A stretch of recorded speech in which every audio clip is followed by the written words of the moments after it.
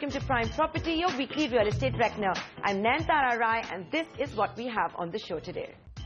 With nuclear families mushrooming, developers have started betting on retirement homes. We put the spotlight on a private, non-profit trust, Age Ventures, that helps developers come up with the right architectural design and also manages retirement homes. Even as the flamboyant Yash Birla's troubles have been mounting with the tax department and the Mumbai police, he's managed to sell off one South Bombay property for 200 crore rupees. But as we'll tell you on Deal Street, this sale is at a 50% discount to prevailing market rates. And on Property Doctor, we answer viewer queries this week with Investors Clinic. Developers have started viewing retirement homes as a new opportunity. With joint families giving way to nuclear families, children moving abroad, and the growing concern over safety and security, retirement homes are now a reality. Jones Lang LaSalle pegs it as a $25 billion industry worldwide and expects initial demand in India at 300,000 units. This seems quite modest when compared to the US that has over 2,000 senior citizen homes and 500,000 residents. The idea is to create a home away from home. So don't confuse this concept with nursing homes. Tata Housing has already bitten the bullet with a 1,300 crore rupee investment for 12 to 13 retirement homes across the country branded as Riva Residences. I believe that the market would be probably about 250-300 crores today, but I believe that I know that 98 million people in India are above 60 years of age, and that number is going to double in the next 15 to 20 years. And I believe that somebody like ourselves getting into this market is going to drive a large number of players to seriously consider senior living. And anyway, we're going to go ahead and invest in 12 to 13 projects. 2 years back or 2.5 years back, we did the same in affordable housing, and you know how well that has panned out. Tata Housing says its first retirement home project in Bangalore, part of a larger 25-acre township, New Haven, is 60 to 70% sold out since its launch late last year. The starting price is 45 to 55 lakh rupees for units of 700 to 1200 square feet. And Tata Housing has roped in Apollo Hospitals for providing 24/7 medical facilities to the senior citizens. The realty firm has also tied up with Axis Bank, Central Bank and Tata Capital for buyers to avail loans. This business idea has also caught the fancy of Max Hospital's promoter Analjit Singh and family. They are looking to launch retirement homes in Dehradun under the Antara brand. This week, we put the spotlight on Age Ventures India, a private, not-for-profit trust that, in collaboration with Help Age India, is looking to give a new dignified life choice to senior citizens. AVI services include helping developers come up with the right architectural design as well as the management of retirement homes. One of its knowledge partners is UK-based Methodist Housing Association, a 70-year-old charity currently looking after 16,500 senior citizens.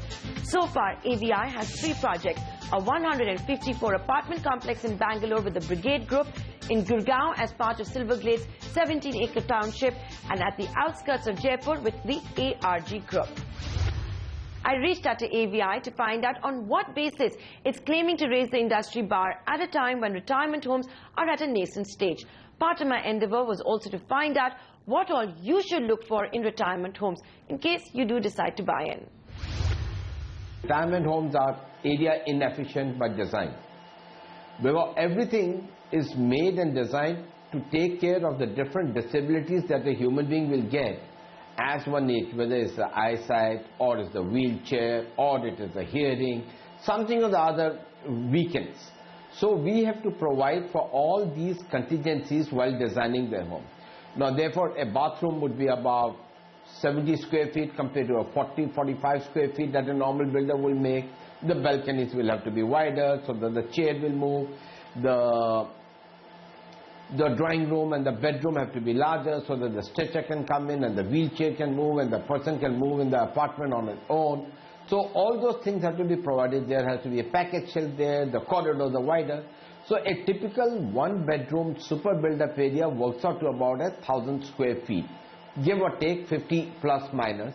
And in addition to it, typical of an Indian family is that we carry a lot of baggage with us. The ladies will keep their wedding lehengas which they wore for 50 years back. So we have to provide a store for them.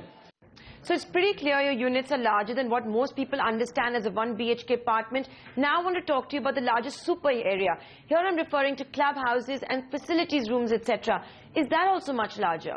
The super build-up area, in addition to a normal club that is there in a township, the senior citizen need a lot of other things, because what happens is when we retire from work, what is happening is we are actually not retiring from life, we only work. So the house we spend more time, and the facilities that are there are needed larger. So you have a dining hall there, you have a physiotherapy center which is there's a high dependence care room should somebody get into Alzheimer or Parkinson or that sort of a thing. There is a hobbies room where one can go and do some painting or do some pottery or do something like that. Things which we thought when we were young that we'll do when we'll grow old, I will do this, I'll do that. So all those things have to be provided for and built into. So that increases the super build-up area requirement of the flat. Mr. Gupta, medical facilities, I'm guessing, would be of paramount importance and perhaps the clincher when it comes to someone buying into a retirement home. What all are you offering? We have a doctor during the day, a 24-hour nurse, a bare minimum number of caregivers are all there. There is a for them, their consultation room and other. In addition to that, we have a high dependence care room, about depending on 5 to 8, depending on the size, where a person can be shifted in case he gets horizontal and bedridden. And we have a jacuzzi sort of a thing where they can be given a bath even in a bedridden condition. That dignity we are will be maintaining. And we have emergency alarm pull cord in the bathrooms and buttons in the rooms, so that the emergency, one does not have to wait or call someone. There's an instant message that is there to the control room, which is near the reception, that there's an emergency. Mr. Gupta, while all of that sounds incredibly efficient, the fact is retirement homes cannot substitute healthcare provided by hospitals. Have you tied up with any? Senior citizens and their families, for natural reasons, will want to know, will they be in good hands in case of a cardiac arrest or a stroke or any other emergency? For each retirement home, we are tying up with a hospital.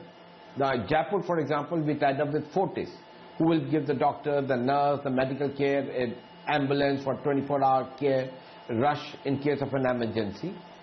We have with Bangalore, we have tied up with Narayana Hridyalaya, and all these hospitals are tied up, keeping the proximity and the driving distance and the fact that the golden hour, the treatment must start in the golden hour, as the doctors say. For Gurgaon, we are in dialogue with 2-3 other hospitals which we will be tying up shortly. Fair enough. So locations of your projects are also being guided by proximity to hospitals. Now, what kind of a response have you received for the 3 projects launched by you so far? Surprisingly, we had a very good response.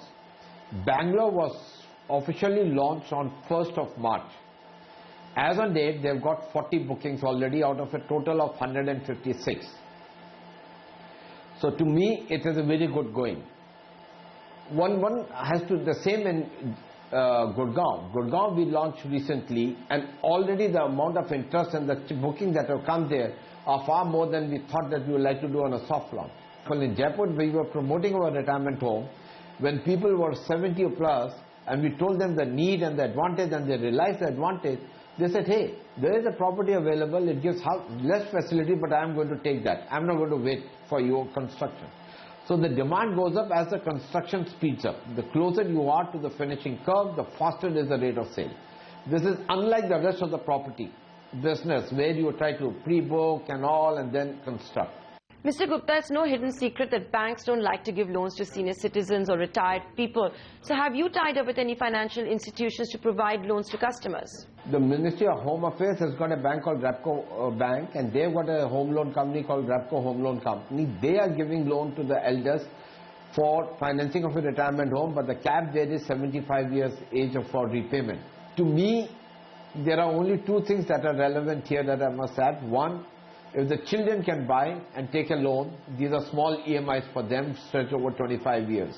After all, they are going to inherit it. The other thing is, and I think we need to have some via media where a person can get this into an aspirational product, flog off his existing asset and buy a financing. So then one needs a bridge finance, which are the facilities which some of the banks are giving. It's an educated guess, but I'm assuming that you will charge an additional fee for all the medical facilities being provided, plus perhaps even a maintenance fee. How much is that? See, a normal society charges are about 2.5 to 3 rupees a square feet. And for trying to make it more uniform, I'm going to talk in square feet like a property developer, but unfortunately that's the only way I found that we can talk about it. So 2.5 to 3 rupees is what the normal society charges. Now what we have done is the cost of the medical, which is the doctor, the 24-hour nurse, the physiotherapist, the kitchen staff, and all the well-being costs, the time pass activities, all that put together would be between a bracket of 5.5 to 6 rupees. So let us say for a person staying in a one-bedroom apartment, the total cost would be about 9 rupees per square feet, which will say 9,000 rupees. On top of it, the other cost will be the variable cost of the food, which today, at today's price, could be 120 to 140 rupees per day per person. That is only the variable cost, because the cost of the salaries and all have already been factored into the monthly charge. That plus the electricity and the medicines would be the other cost that the person will have to incur.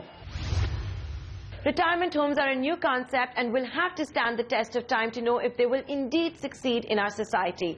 Time now for Deal Street. Things are not going right for the Mumbai-based flamboyant industrialist Yash Birla. He's under the scanner of both the police and the tax authorities, and his companies have defaulted on payments. CNBC TV 18 learns exclusively that his group's real estate arm has sold off an old South Mumbai property for 200 crore rupees. My colleague Manasvi Gilani tries to find out more on that deal and what Birla intends to do with the proceeds. He's been in the news for all the wrong reasons. But finally, Yash Birla has managed to strike it right with a property deal. Sources tell CNBC TV 18, Birla's real estate entity, Birla Infrastructure Limited, has sold off the tenanted South Mumbai property located in Tardev to a city-based developer, Nahar Group. The group has been around for 3 decades, but Nahar's fortune spent pleasantly after the group built the iconic Amrit Shakti project in Chandivli, Powai region. This 125-acre integrated township with world-class amenities stood firm against the famous Hiranandani Gardens, which had almost become a synonym to Powai. Nahar's other projects underway include in the areas in the outskirts of Mumbai, but this will be its first redevelopment in South Mumbai. The 5-story building is spread over 2 acres of land parcel, which Nahar Group will redevelop to transform it into a high residential complex. Sources add that the deal has been concluded, but it will take Nahar about a year or 2 to commence construction. Nahar Group is understood to have paid a price between 200 to 250 crore for the property, which is roughly about 20,000 to 25,000 per square foot, way below the current market rates if compared to the other properties in the vicinity. Shapoorji's Imperial Towers, a similar redevelopment project just a walking distance from Birla property, is presently quoting a sale price of 45,000 per square foot. Also, the 1-acre Cadbury House property at Mahalakshmi, which is a kilometre away, was sold to a diamond merchant for self-consumption for a whopping 350 crore. That is about 55,000 a square foot just 3 months ago. Which brings us to the question, what will Yash Birla use the proceeds of the sale for? Yash Birla is not only under the scanner with Income Tax Department last month, raiding at least 20 of his group offices for alleged tax evasion, but also under investigation of the Economic Offence Wing EOW of Mumbai Police for default on repayments of fixed deposits by Birla Power Solutions, a group company. It's still not clear if the group will be diverting funds received from the sale of this property to repay investors. Neither Birla Infrastructure nor Nahar Group responded to CNBC TV 18's email queries, but Nahar Group responded over a phone conversation saying that they have entered into a JV with Birla Infrastructure and the deal size is less than a 50 crore. But tenants did confirm to us that they have received a letter from Nahar Group intimating them about this development and also asking them to be prepared to vacate the premises. In Mumbai, Manasvi Gilani. Well, on that note, we're going to slip into a short break. On the other side of Prime Property, we answer viewer queries on Property Doctor this week with Investors Clinic. Stay tuned.